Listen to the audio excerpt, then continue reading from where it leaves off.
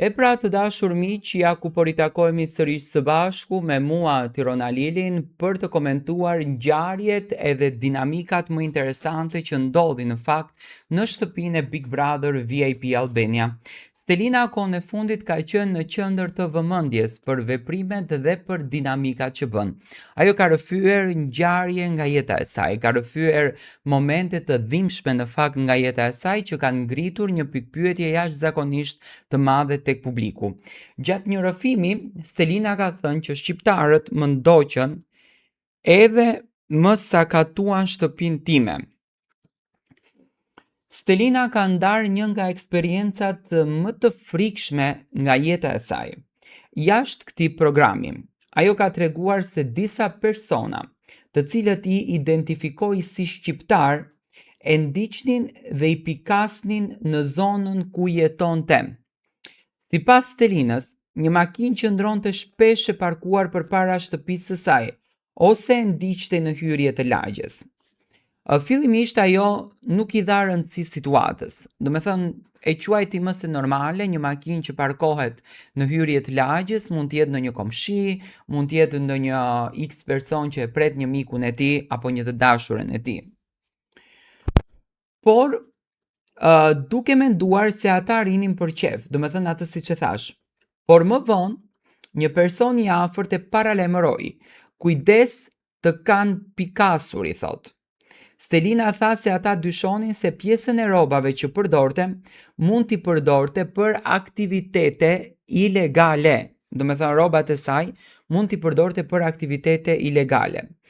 Një ngjarje që më pas e bëri situatën shumë serioze. Kur u kthyen nga blerjet, ajo gjeti në shtëpinë e saj të thyer dhe të sakatuar gjëra të çuditshme. Ngjarja e friksoi deri në atë pikë sa që vendosi të largohej menjëherë për në Shqipëri. Ajo u nis me idenë se mund të kthehej më vonë për të gjetur një shtëpi tjetër, por frika e madhe e bëri që të mos të kthehej kurrë. Më kishin pikasur disa persona që ishin shqiptar në atë zonë ku unë jetoja, do me thënë flet për jetën e saj që ka jetuar Stelina në Europë. Kishin vënë re që më ndiqte një makinë ditët e fundit, ose rinte e parkuar përpara shtëpisë, ose më priste pak më tutje në hyrje të lagjes. Unë i kisha vënë re, por s'më kishte shkuar mendja keq, sepse e dija që ishin të lagjes dhe mendoja se rinin për qefin e vet. Pak ditë më vonë, më thot një shqiptar, vetëm kaq, më thot kujdes. Kujdes se të pas kanë pikasur. Në Pizë jetoja unë. I thosha, shiko, se s'kam pse mua të më pikasin. Çfarë do më bëjnë mua? Do më marrin rrobat? Ata kishin menduar se unë pjesën e rrobave e përdorja për të kamufluar punë të tjera ilegale. Dhe një ditë, kur unë isha duke bërë blerjet e mia, kthehem me valixhe, sepse ashtu e bëja, nga që kisha frikë të gjitha paketimet i fusja në valixhe dhe i hiqja kartonat. Kthehem në shtëpi dhe e gjej të thyer edhe të sakatuar shtëpinë. Dhe unë e preva biletën momentin e fundit dhe unë nisa për në Shqipëri.